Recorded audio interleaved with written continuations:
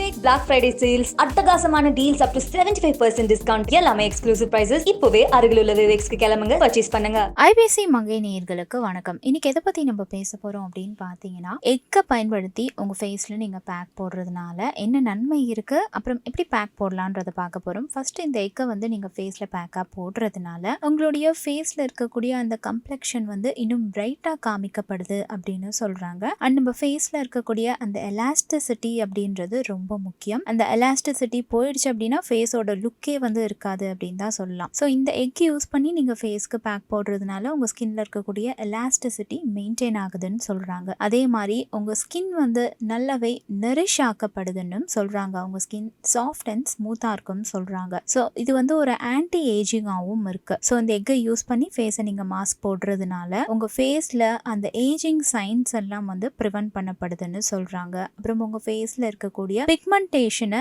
Remove பண்றதுக்கு இந்த egg face mask ரொம்பவே ஹெல்ப்ஃபுல்லா இருக்கு. அண்ட் உங்க ஃபேஸ்ல இருக்கக்கூடிய அந்த சீபம் ப்ரொடக்ஷனை கண்ட்ரோல் பண்றதுக்கும் ஹெல்ப் பண்ணுது. இப்போ இந்த முட்டையை பயன்படுத்தி எப்படி ஃபேஸ்ல நம்ம பேக் போடலான்றத பார்க்கலாம். ஃபர்ஸ்ட் ஒரு முட்டை எடுத்துக்கோங்க.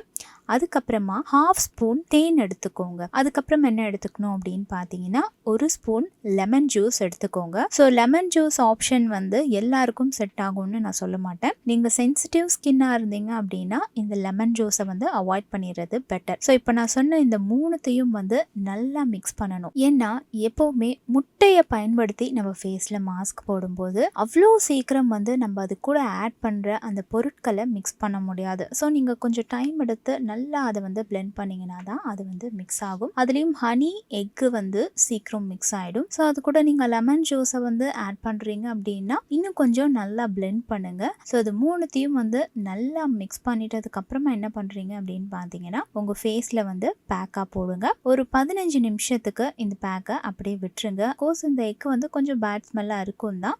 உங்களுக்கு ஓகே அப்படின்னா நீங்கள் கண்டிப்பாக இந்த பேக் ட்ரை பண்ணலாம். ஒரு 15 மினிட்ஸ் விட்டுட்டு அதுக்கப்புறமா உங்கள் ஃபேஸை நீங்கள் நல்லா வாஷ் பண்ணிடுங்க.